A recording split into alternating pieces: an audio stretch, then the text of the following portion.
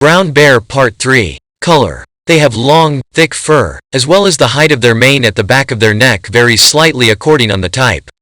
While brown bears in China are bicolored with a yellowish-brown or whitish collar across the neck, chest, and shoulders, brown bears in India can be reddish with silver-tipped hairs. Individuals may exhibit significantly varied brown tones even within clearly established subspecies. Grizzlies in North America can range in hue from dark brown, almost black, to cream, almost white, to yellowish-brown, but darker-colored legs frequently present. The popular name, grizzly, derives from their normal color, which gives them their recognizable, grizzled, appearance. The hairs on their back are typically brownish-black at the base and whitish-cream at the tips. Apart from cranial morphology and size, adults have massive, heavily built concave skulls, which are large in proportion to the body. The forehead is high and rises steeply. The projections of the skull are well developed when compared to those of Asian black bears, Eurysthetanes. The latter have sagittal crests not exceeding more than 19 to 20% of the total length of the skull, while the former have sagittal crests comprising up to 40 to 41% of the skull's length. Skull projections are more weakly developed in females than in males. The brain case is relatively small and elongated. There is a great deal of geographical variation in the skull, and presents itself chiefly in dimensions.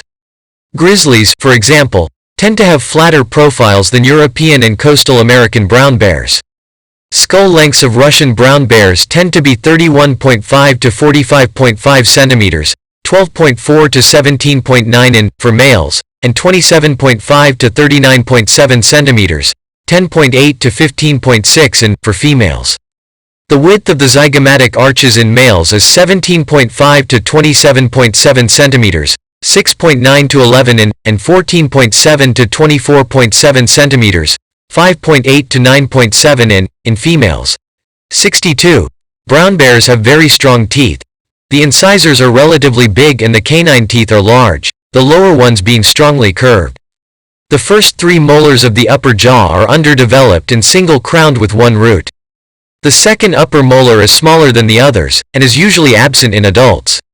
It is usually lost at an early age, leaving no trace of the alveolus in the jaw. The first three molars of the lower jaw are very weak, and are often lost at an early age. The teeth of brown bears reflect their dietary plasticity and are broadly similar to other bears, excluding the two most herbivorous living bears, the giant panda, Ailuropodine melaleuca, and the spectacled bear, Termactors aurates, which have blunt, small premolars, ideal for grinding down fibrous plants, compared to the jagged premolars of Urid bears that at least seasonally often rely on flesh as a food source. The teeth are reliably larger than American black bears, but average smaller in molar length than polar bears. Brown bears have the broadest skull of any extant ursine bear. Only the aforementioned most herbivorous living bears exceed them in relative breadth of the skull.